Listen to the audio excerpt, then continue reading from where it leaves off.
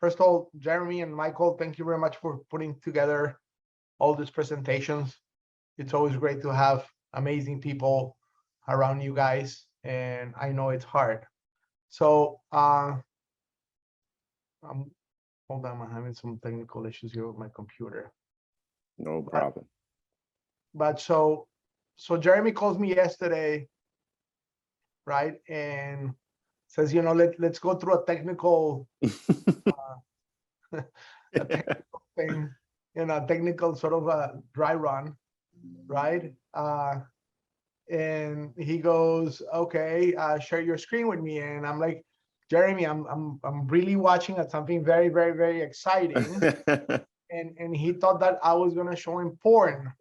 But this, my friends, is real estate porn, right? That for me, it excites me, right? This is basically, we are working in an industry, and again, multifamily and also single family is behaves the same, right?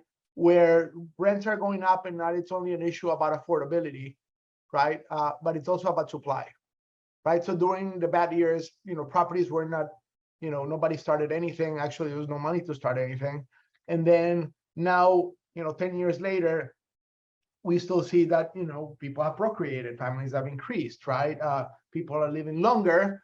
And so we're basically waking up right now after COVID and saying, oh, you know what, it's an issue of, you know, the big, bad, greedy landlord who's raising rent. So it's not an issue of that. It's an issue of basically very low supply, right? And that is an issue of basically the backward sort of policies that the government had a while back when this whole thing started, right? And by the way, when I said this whole thing started, I'm talking in 2009. Do you guys see my presentation of PIA Residential? Hello? Yes, Danny, we see it. It's perfect. Okay, so I prepare a presentation here. We're launching a fund, the PIA Residential Fund. Jeremy, if you don't mind, can you put that into the message board? Okay. And basically our objective We'll is do that right now, Danny. our objective is to have, you know, capital preservation. And to go ahead to preserve capital is not only you give me $100 and I'll give you $100 back, but, you know, we have to give some dividends that are, you know, inflation adjusted.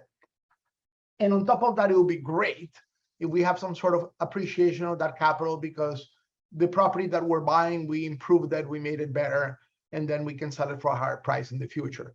Note that this doesn't mean that, you know, we're really expecting cap rates to compress in the future to create that additional income. But what we're saying is basically taking badly managed properties that are not, you know, fully rehabbed and that needs improvements. They're going to do that in you know, 4 or 5 years of time, and then we're going to come up 5 years from now and create that value, right? And so this presentation is about that. It's about how we see the world. Why is this an interesting asset class? And basically, who are we? So again, I always like to start the presentation by saying, who are we? Because it's important that when you listen to me, or at least my words at least gets framed into the background that gave me the possibility to be here, right? So the first is that we started in single family in 2009, but we came from real estate backgrounds, right? We created one of the first vertically integrated platforms, single family platforms. We bought about 400 single family, 400 small multifamily. We sold most of that in 2018, and then we pivoted to large multifamily. So we have created a platform to invest in multifamily for investors who are looking, you know, for stable and cash on cash returns with good appreciations. We're experienced. We, you know, have very good relations across the industry, and we have a very, very disciplined investment approach. That's our timeline. Basically, you know, we've been together for more than 13 years, which I think it's important when you invest with people to really understand how long they've been doing this together, right? We're not just as an individual with a team. We're a team of 3 partners with an even better team, right? And I will obviously post this for share this for you guys to see, right? In multifamily, one of the things that is important is the relationships you have with the brokerage world. And for that, you have to be able to execute. You have to have a reputation out there. If tomorrow somebody has $1 billion worth of capital willing to deploy and they just show up, they're not going to have the same access to properties that we will have as, with a couple $100 million in our pocket, right? But most important, we put our money where our mouth is. In our SPV vehicles, we put 10% of our own money. We don't raise a co-GP vehicle. And in this fund that we're raising, it's a $60 million fund. We're putting $3 million of our own money. We not only do these things because we actually believe in what we are doing, but equally important, it provides a great tax advantage for us. I believe that the competitive advantage that we have is that we basically build platforms from scratch, and that gave us the ability to understand deep operations and deep property managers. So instead of becoming a property manager of our properties, we become a really good asset manager. And that basically, it's a big difference because we know how to manage the property managers. Property managers, we believe that you get the best one that you can get for the area where you're buying the property. You give them the property, you put some goals and expectations, and if they don't match it, then we fire them. And you change it for a better one, right? So now let's go into the rationale of multifamily and workforce.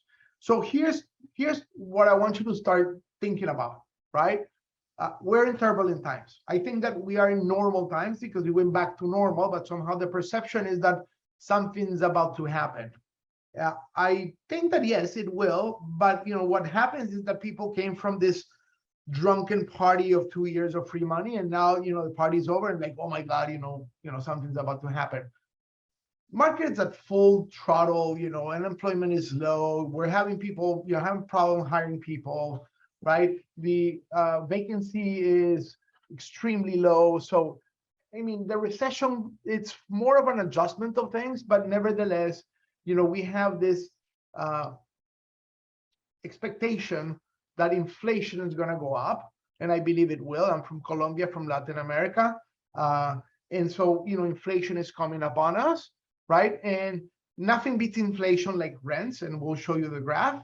Equally important, you have to invest in something that has strong fundamentals. And why is it strong fundamentals? Is because food is no longer the primary need.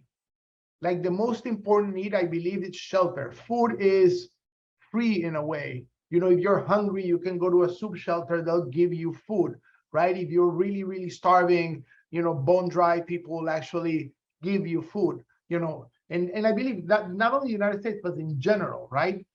These famines of, the 80s, are very hard to occur again. We understand that food, will be shifted to whenever it's needed, but shelter, it's different.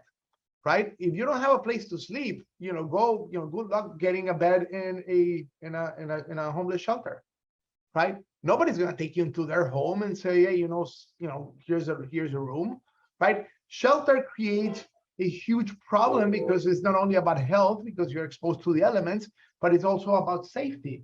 And most important, it's about family, right? How can you raise a family if you don't have a place to call their home? So what we saw in 2009, when the government did not intervene, didn't give free money to anybody, people paid their rent no matter what.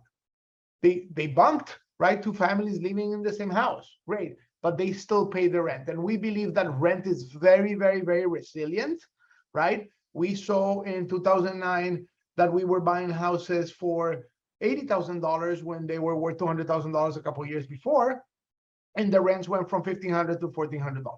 So I think that the elasticity is not there, but here's the interesting things, right? So when the rents came down, the operating cost of that property also came down. Taxes came down, right? Insurance kind of came down, maintenance came down, right? And all those things came down. So I think that the rent is not only resilient, but it can basically survive, during recessionary times.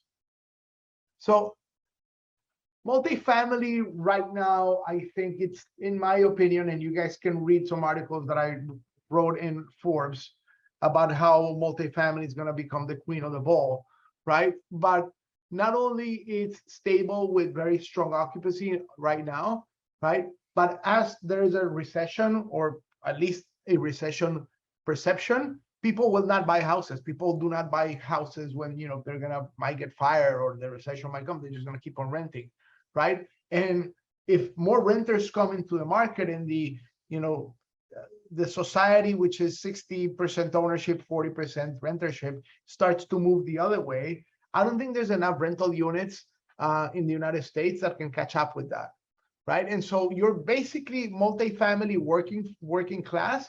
It's in the sweet spot where people might not be able to afford A class, they'll go to B. The difference from B to C usually is so low that people do not move from B to C.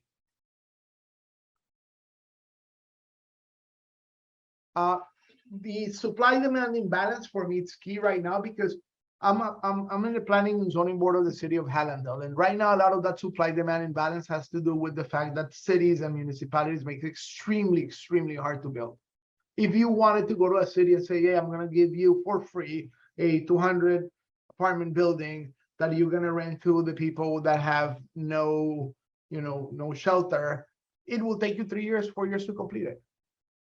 And that's sad, right? I mean, cities should go like, "Hey, you want to build workforce, here's the path of least resistance, we'll make it very easy for you." But no, you have to go to a school board, and you have to, you know, fire and safety, and you have to go utilities, and before everything's done, it takes about a year to get out of the ground, right? So two very important things: demographics, right? And supply demand. Demographics, you know, we're basically, our population keeps on increasing thanks to immigration. And if you want to think about it also, immigration from the north to the south, it makes it even better, right? So there's a shortfall, and equally important, there's more demand.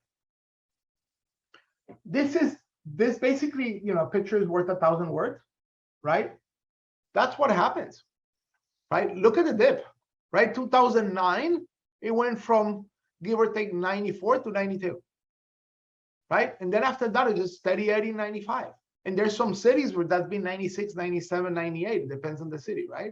But something that is fully occupied, right, in the worst of the worst that we've seen in 2009 at 92%, hey, you know, it's, I tell you, we've done a lot of elasticity and sensitivity analysis in our models, and usually it takes, you know, between 80 to 85% occupancy to start not being able to achieve the SCR coverage. And I believe that when that happens is because something radically has happened to the society, to a point that, you know, Freddie and Fannie will have your back, this is awesome because we have a government put, right? During COVID, we had a loan in our Pensacola property with Fannie, and they basically called, they called through the servicer, Arbor, and said, "Hey, no worries, everything's okay. If it's not, then you know, we can help you, you know, with the loan payments and modify the loan and so forth and so on," right? So you have stable occupancy that translates into consistent cash flow. And I cannot stress enough that cash flow is like having air under your wings when you're flying a plane, right? The higher you are, the more maneuverability you have if something goes wrong, right? That's the supply-demand imbalance, right? And as you can see, this is the dip that we saw before, right? And this is what happens, right, when, you know, the economy is starting to recover, right? But look that you are not even close to the peak construction. So all this, right, it creates a huge deficit of single family and multifamily units. And according to Freddie and Fannie and, you know, government agencies, there's about $3.8 million units shortfall in residential units, right? And this is huge because this doesn't get solved from one day to another. Even if the government today says, "Hey, we're just gonna build things, and you know what, city of Miami, you have to go give everybody density and, you know, double the density," it takes time. This is the other important graph, right? This is what happens when you have workforce rents against inflation. Look at the difference. This delta here of about 10 percentage points in 10 years, 12 years, right? It starts here. Why here? Because this is basically when 2008 to 2013, the market is starting to stabilize. People are starting to come out of that recession. People start to rent again, move again. There you go. Equally important is the liquidity part. The apartment sector, residential sector, it has huge liquidity compared to office, industrial, retail. So not only you have the ability to buy, but equally important to sell, right? Right now, try to sell an office building, see how many takers you have, work from home, all these things. So I think that this asset class is not only resilient, but in a way, it's probably more liquid than most of the asset classes that we have up there, right? Our investment thesis is the Southeast. If we need a snowblower, we'll probably won't buy the property, right? We like low taxes, good employment, stable cities with growth. We don't like to invest in cities that have gone through spikes up and down, right? We like the steady eddies. We're buying right now a property in Birmingham, Alabama. It's performed spectacular as a city over the last 10 years, right? It just keeps on growing. It has a diversified base of employment. It has hospitals, it has banks, it has insurance companies, it has logistics. And, you have to go where the people are going, because eventually, that's where the demand will be, right? I know there's people that like New York and Boston and those things, but, the reality is that more and more people are working from home. In that home, it's probably going to be in places that are affordable, that have good weather and very low taxes. This is a very interesting graph, right? And it basically tells you right now we're at a point where it's cheaper to own. Cheaper to rent than to own by this much. This is like $8,000 per year, right? In the median income in the United States, that's a lot of money. And on top of that, you add to the flexibility that you can move from one place to another.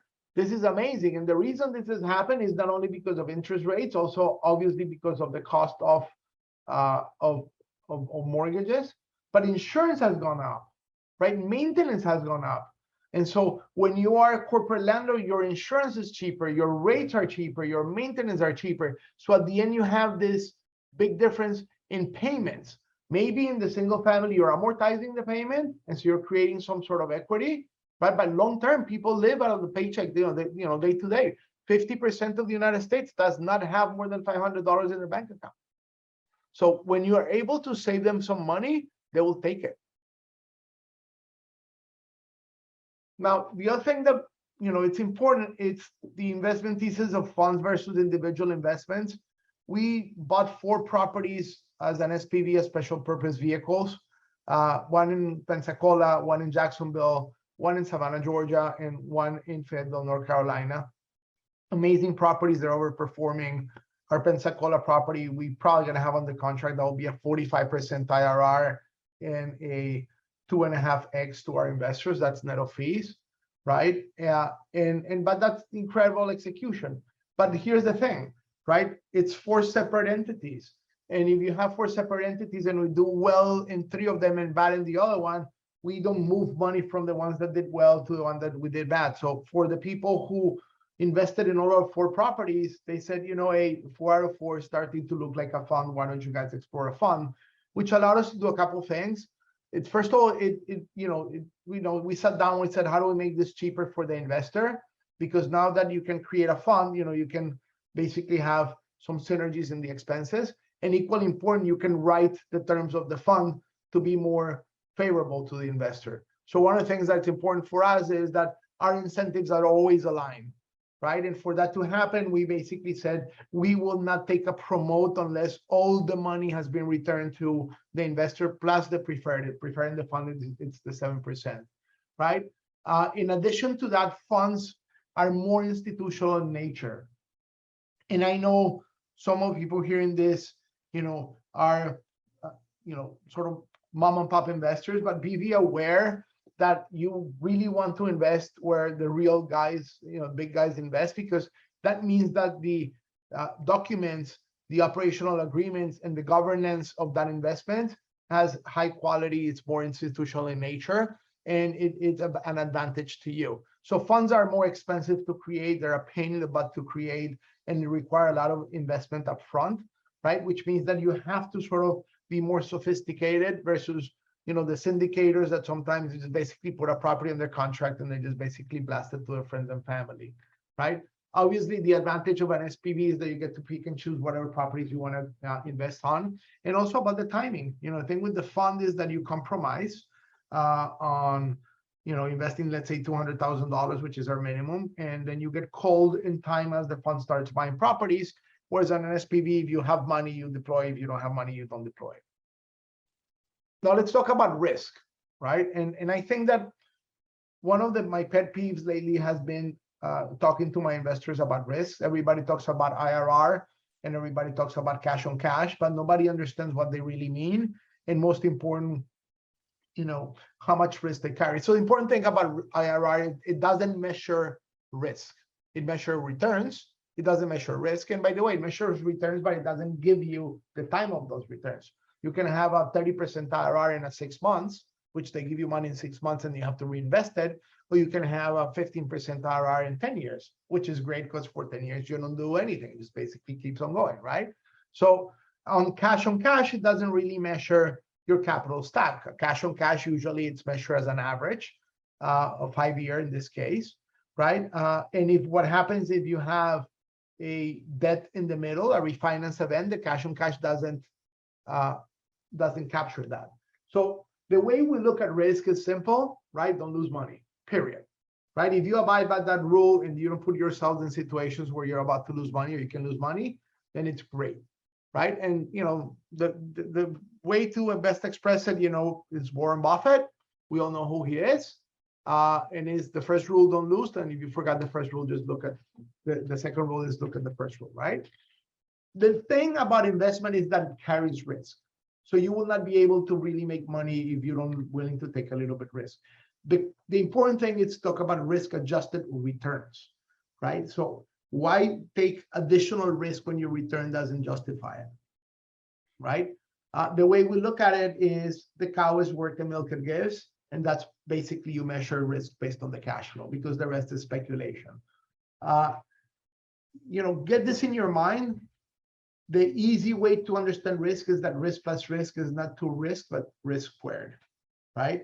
So if you have to increase rents and, in order to refinance in the future, now you have two events that are separate that carry different risk because the refinance in the future not only depend on you increasing the rents, but also, depends on the markets being open in the future and then interest rates that you can afford, right? The least you take, the less inputs that you take that are underwritten in the model, the less risk you are. So our DNA is to control those risk factors in order to produce higher risk-adjusted returns. So we don't aim for large numbers. We just aim for consistent numbers at reduced risk.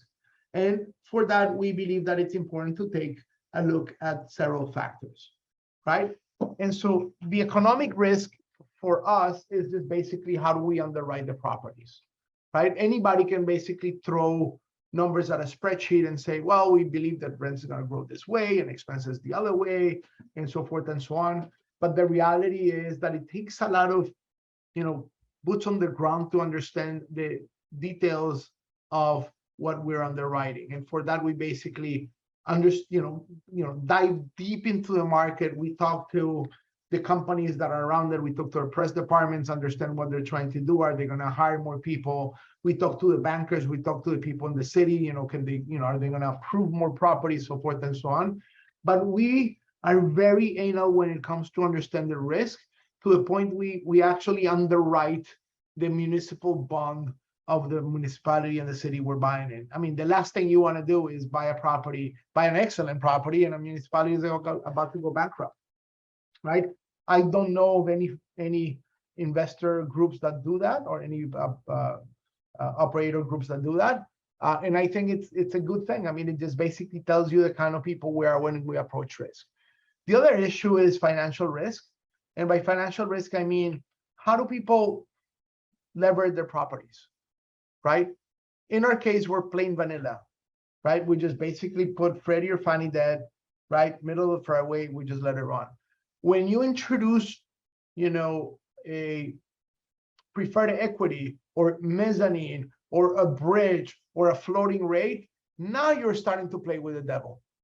Now that's where you really might have a chance at losing all your equity, what I call parachute economics, right? If it opens, great. If it doesn't open, you're dead. You do not invest in real estate seeking additional returns with the possibility of losing 100% of your capital. That's wrong, right? If you want that type of investment, go invest in the stock market. It's more liquid and it's more transparent, right? And so for me, if I can give you guys one piece of advice is look at that capital stack, learn how to analyze the capital stack. And by the way, if you guys ever have any questions, feel free to call me, regardless whether you invest with me or not. I'm always there to help people understand what they're looking at. The third part is the operational risk. The easiest way to understand this thing is 3 investment bankers out of New York set shop. They decide to start investing in multifamily. They've never done an eviction, install an air conditioner, or been kneeling down, unclogging a toilet full of crap. Real estate is about operations. Real estate is about getting your hands dirty. You have to look for operators that understand how to do that, because ultimately when things go wrong, this is when you go to a property and take, put your cowboy boots and, put your hat on and you go and say, let me take care of this. Let me protect my asset. Not only my asset, it's my investors' assets. We don't lose money. We understand very well what we have to do. When people, when property managers call us and say, well, it takes about $1,000 to install an AC, we tell them, it's BS. We can do it for much less. Call this guy, call the other guy, I'll send a guy, right? So it's a way to keep things on check. I think that this is about boots on the ground and not Gucci's on the floor type of business, right? The fourth risk that people really, really, really overlook is the people risk, right? Who are the people you're investing with, right? Have they been there for a while, right? Do they know each other? Are they what happens if tomorrow they fight, right? So I think that, my advice there is look for companies that have been around for about 10 years or longer and look for principals who have been working for more than 10 years. Right, I can tell you that I have plenty of fights with my partners, but those are things that we survive as a company. We're resilient as a company, and then there's the legal risk. I will say that I've seen a lot of legal papers that are very unfavorable to investors because they're not properly vetted by the investors. Usually the syndications, the small syndications, the people who invest $50,000, $25,000 are not sophisticated enough to go look and read 150 pages. Whereas when your investors are family offices, ultra high net worth individuals, they have some guy in the back in a dark room with, little glasses, trying to figure out how everything's being underwritten. If the documents are great, they send them to the lawyers. They spend the money before they invest $1 to $3 million. They spend the money on that. And do not underestimate that the investors have to be thoroughly vetted. I had a situation where a friend of mine started receiving money from people, and it turned out to be that those people were not really kosher. And then, then you had problems with the FBI and the whole thing got frozen. And so make sure that wherever you invest, that the sponsor does KYC to anybody who invests. If you're investing and you're not being vetted by a KYC company, I wouldn't put my money there. That's my information. That's my phone. Feel free to write to me. Jeremy put a link to our presentation, our fund presentation, and the underwriting of our property in Summer Chase in the folder, and I'll open the floor for questions now. Yes, we got one right here that says, how do you think increasing rates will affect real estate asset valuations, regardless of the increase in rents? So the beautiful thing about rates is that you cannot take rates as just one data point. So let's think about the increase of rates. Are we talking the increase of rates that went from nothing to today? Or are we talking about future increase of rates from what we're today to, one extra point? So one thing is you have the curve that it's inverted. So short-term rates are not necessarily an indicator of how this is going to perform in the future. But let's think about that, right? So rates increase, which basically means that mortgages become more unaffordable, which means that people buy less properties, which means that people have to rent somewhere else. right? That's just one way of looking at it. So increasing rates means more clients for me, right? Increasing rates also means that, hey, the government fears inflation. We already know that rents beat inflation. So the cool thing about that is that if there's inflation, my rents go up, right? My NOI goes up. Yes, in the future, I might have a higher cap rate, but that gets a little bit compensated with, the inflation of the rent. So when we underwrite in our model, we do not underwrite for, inflation. We underwrite for just regular rent increases, 3%, usually 3.5%, but the inflationary pressure of the economy, it's not there, right? So 3% is more or less what rent increase every year, in low inflationary periods, right? And so that's the other way to look at it. But the third most important way that I look at it is that we have long-term debt in our company, in our properties. So I don't have to go and sell my property 2 years or 3 years from now when I don't know what the rates are going to be. I have time. So I will basically sit down and say, hey, it's year 5. We completed all the major improvements in the property. We said we're going to sell it. But you know what? The rates are so high right now that the cap rates are so high that might not make sense to sell it right now. What if we we wait for an extra year? But that's long term. Let's think about, again, back to short term. I'm going to have more clients. I'm going to have more pressure on rents. Rents are going to go up and my occupancy is going to be higher. All right, cool. I mean, unless somebody else has another perspective. So we have a few more questions and we're going to give you a little bit more time to answer them all. Everybody go check out. Let me just say something. The reason weather forecasters exist is so economists can look good in their forecast. So why do you believe that the Sunbelt still has tremendous opportunity? I mean, a lot of people moved there during the pandemic. I don't know anybody who's moving to high state taxes like New York or Boston. I don't know anybody. Okay. Right. And I mean, I have a fairly sophisticated network of people.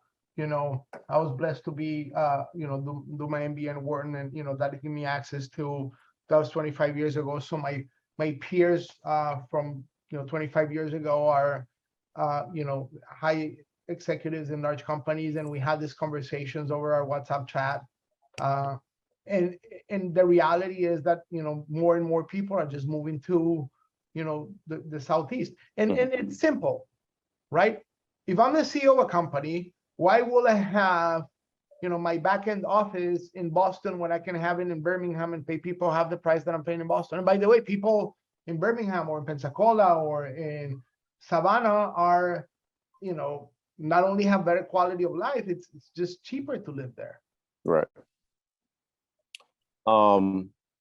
Now, what's the capacity to increase rents? Like you just said, it's cheaper, but if we keep increasing the rents, eventually it wouldn't be as cheap.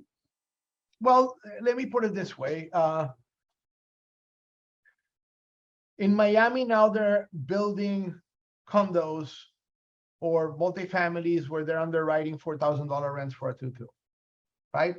And I believe that, Miami doesn't have the level of sophistication to, underwrite, thousands and thousands and thousands of units at $4,000 for the rent. And that basically means that either an individual is making $180,000 or a couple is making $180,000, right?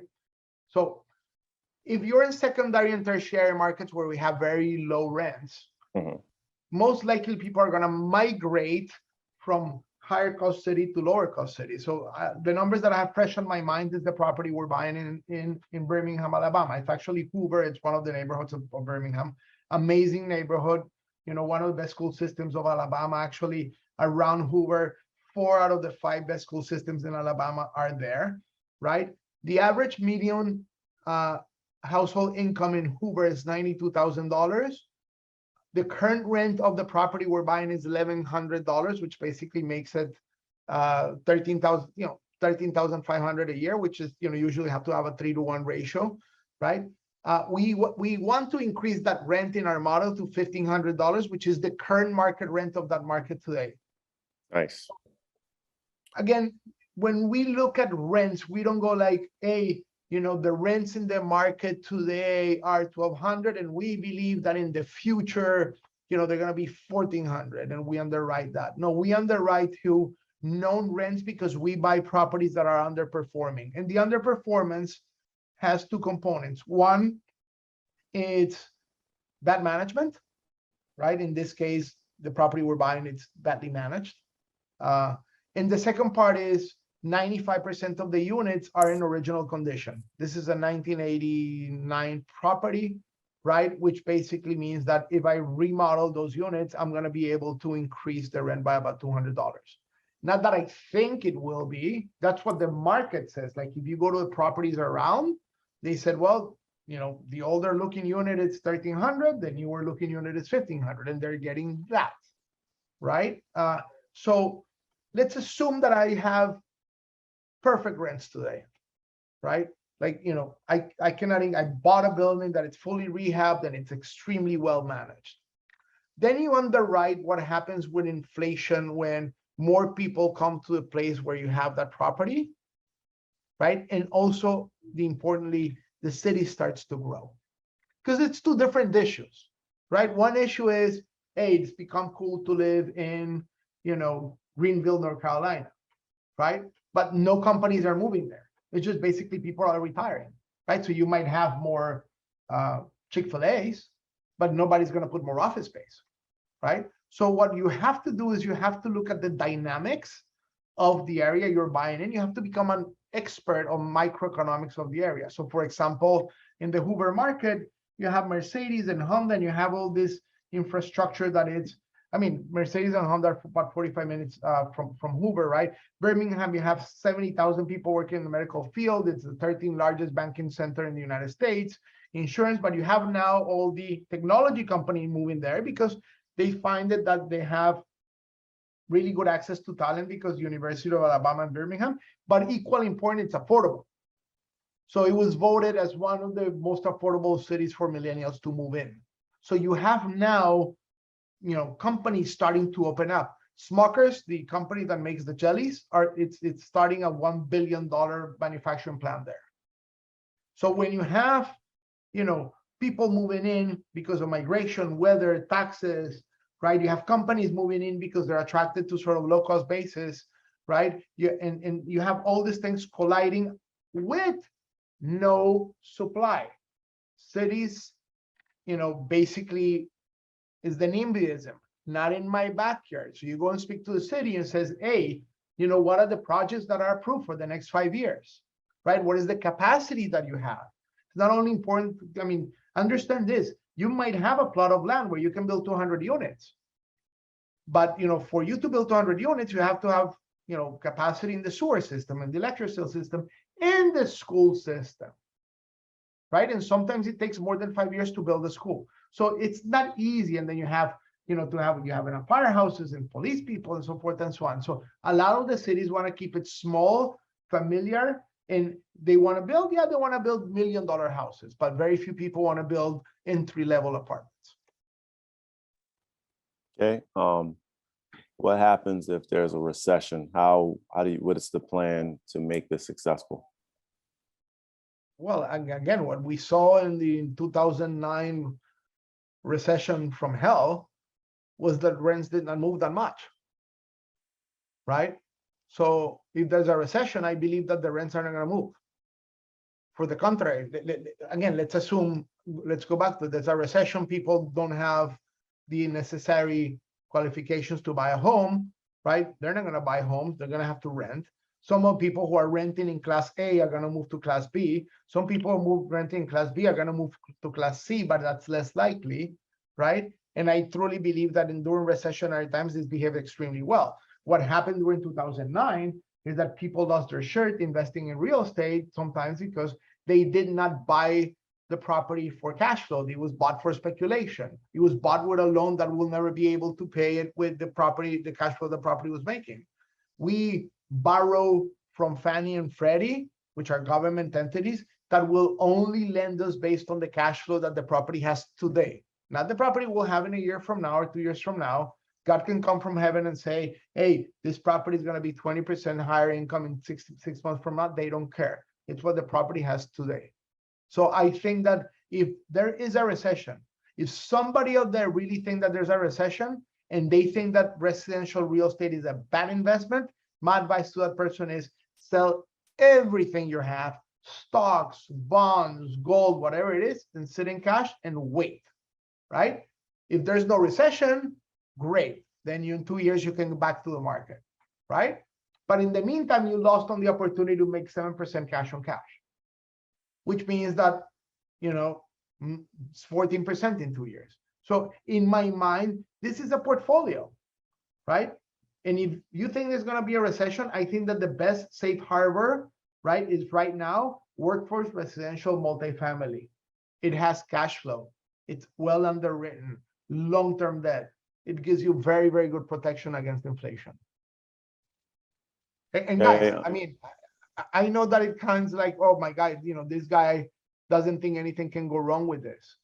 Well, listen, a lot of things can go wrong on the micro level, you know, like somebody, you know, a gang takes over the property, right? But we've been through that already in our single family houses. On the macro level, right? Huge recessions, people cannot pay for the rent. The government's going to step in. The government already did during COVID, printed trillions and trillions of dollars and said to the people, hey, listen, if you know, if there's any issue, here's money that goes to you. Some of those people didn't pay rent, but that's very few. Like our property in Pensacola in 2019, you know, it was, it behaved extremely well. I mean, you have the bad apples, the 2 or 3 people that don't want to pay the rent regardless of the check they're getting. But most people are good in nature, and if the government sends them money to pay for rent, they will use it for rent. Okay, what are the target returns for this strategy? We're underwriting 6 to 8% cash on cash returns net to investor and 12 to 14% IRR net to investor. This is extremely conservative underwriting in the fund. The property that we are buying in Hoover, the target return to the investor, I mean, at least the target property level after fees, if there's such a thing, because, you know, the fund is different if it was an SPV, right? Right now, it's at about 15% IRR and 7.5% cash on cash. And again, this was underwritten when we estimated that we will lock our debt at 5%. And we actually locked last week our debt at 4.57%, 10-year fixed, 7-year IO. Why did you? At 65% loan to value. So it's a very extremely conservative project. Why did you start in Birmingham, Alabama? Well, we didn't start in Birmingham, Alabama. We underwrite about 800 properties per year. We have already bought 4 properties, apart from obviously all the properties we bought in South Florida. And we like secondary and tertiary markets. And we really like this property because of the potential that it has in the market where it is. We're looking at properties in the North Carolinas, in Texas, and South Florida. Obviously, we have one in Georgia, in Savannah, Georgia. We have one in Fayetteville, North Carolina. And we like those secondary, tertiary markets because not only they behave well during recessionary times, but they haven't really hockey stick yet, right? You have markets like Nashville, like 4 or 5 years ago, was just a little sleepy town. Now, properties in Nashville are selling as much as properties in Atlanta. When you take that hockey stick, when you start, when you take that property in a market that hasn't really started to grow yet, it's an amazing ride because the possibility of doubling and triple your money very quickly is extremely high with very low risk. Okay, what's the average makeup of your renters in the Birmingham market? Like single professionals, married couples, blue collar employees? Most of them are college graduate, white collar people that live in the Hoover market. So the way to look at Birmingham is that you have the doctors, the lawyers, the bankers, the college, highly educated technical people that work in Birmingham, live outside of Birmingham where the good school districts are. 5 minutes walking distance from our property, you have the regional, the headquarters of Blue Cross Blue Shield of Alabama, and you have the regional headquarters of processing headquarters for Regions Bank. So around that area, you have office parks, and most of the people that work with us are white collar workers with average incomes of, you know, 50, 60, $70,000. The median income of all of Hoover is 92. But you know, you have the houses there that are worth $1 million, $1.5 million. All right.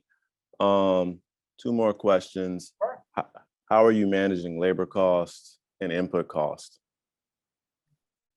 Well, that's a hard one, right? Again, we hire a property management company. First of all, when we go into a market, we don't select a property management company to begin with. Once we sort of start analyzing the property, then we start interviewing property management companies, and we select the ones that we feel most comfortable with. In this case, we selected BH. We have a relationship on BH because they manage 3 out of the 4 properties we have. We're not married to them. You know, every time that we go into a property, we start from scratch. And the reason we like BH for this one is because the regional manager lives 5 minutes away from the property.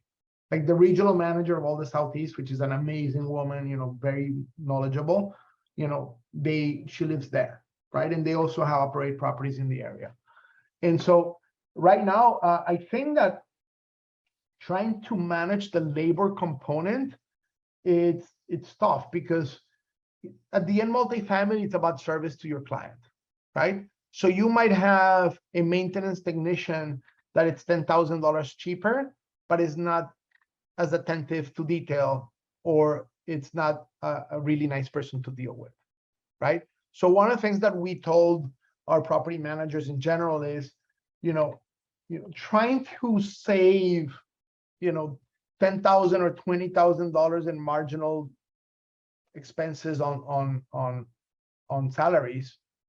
It's not really worth it if you're not hiring top-notch people. I'd rather spend a little bit more and have my tenants satisfied with the service that we're giving.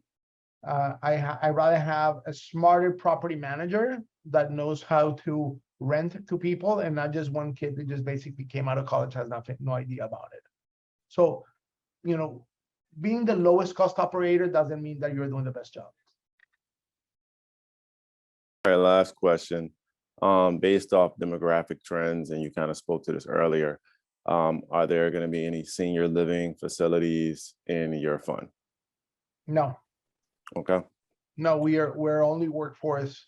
I think senior is it takes a different approach. We don't know that. We stick with what we have. I think it's a really good asset class, right? But again, it's a different level of operations. Right. Awesome. Can you give everybody your contact info one more time? Yeah, it's Danny at PIAResidential.com. Phone number, it's 305-803-5956. I encourage you, Google Danny Catan at Forbes, and I've posted 4 articles there that explains to you about cap rates and IRRs and, you know, how to underwrite properties. Read them. I think it will be very likely, you know, it will give you good color on, you know, how to really invest in, I would say multifamily, but in general projects, and how to frame correctly those numbers when you're trying to analyze different projects. Thank you so much, and thank you as always. And thank you, Jeremy. Thank you, Michael. Danny, thank you. Thank you, guys. Appreciate it.